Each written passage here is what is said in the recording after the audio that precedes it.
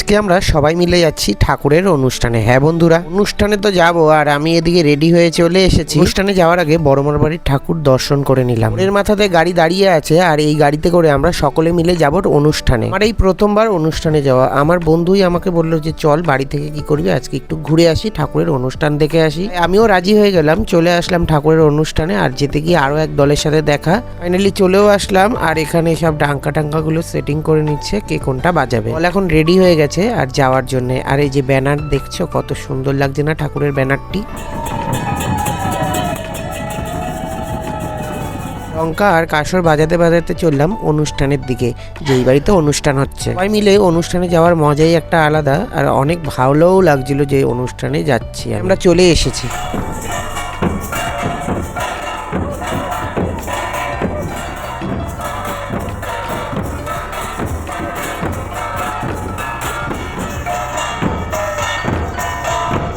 গেটের মুখে এসে এখানে জেঠুকে বরণ করে নেওয়া হচ্ছে, আর এটাই কিন্তু নিয়ম। দল আসবে সেই দলকে আগে প্রথমে বরণ ঠরণ করে নেওয়া হবে দলপতিকে। আজকের লোকেশন হলো হালিশহর নিউ দত্তপাড়া। এই বাড়িতে প্রথম আজকে ঠাকুরের মন্দির উদ্বোধন হলো।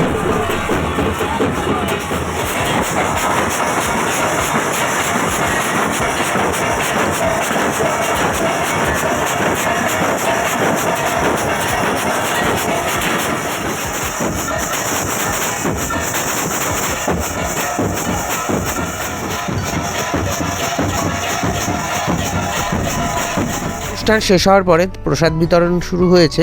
পেয়ে গেলাম হাতে ঠাকুরের প্রসাদ ফল। তো চলো এটা এখন খেয়ে নি আগে। আমার বন্ধুর তাতাই ওই বলছিল যে চল ঠাকুরের অনুষ্ঠানে যাবি, আর ভাগ্যটা অনেকটাই ভালো যে ঠাকুরের অনুষ্ঠানে আসতে পেরেছি আজকে। বাজারে সুজয়ও এসছে আমাদের সাথে।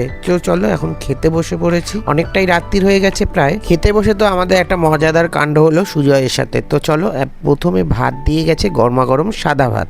এরপরে একটা স্পেশাল জিনিস আছে, চলে আসলো কচু শাক। আর কচু শাক তো আমার অনেক প্রিয়। তো চলো স্যাট করে মুখে ঢুকিয়ে দিলাম, আর ব্যাপারটা একদম সেই হয়ে গেল। এরপর ছিল মুগ ডাল। আর সত্যি কথা বলতে ঠাকুরের প্রসাদ যে এত অমৃত লাগে কি বলবো, তোমরা জানো যারা যারা প্রসাদ খাও। একটু ভাত নিয়ে নিলাম, সত্যি কথা বলতে এত টেস্ট হয়েছে।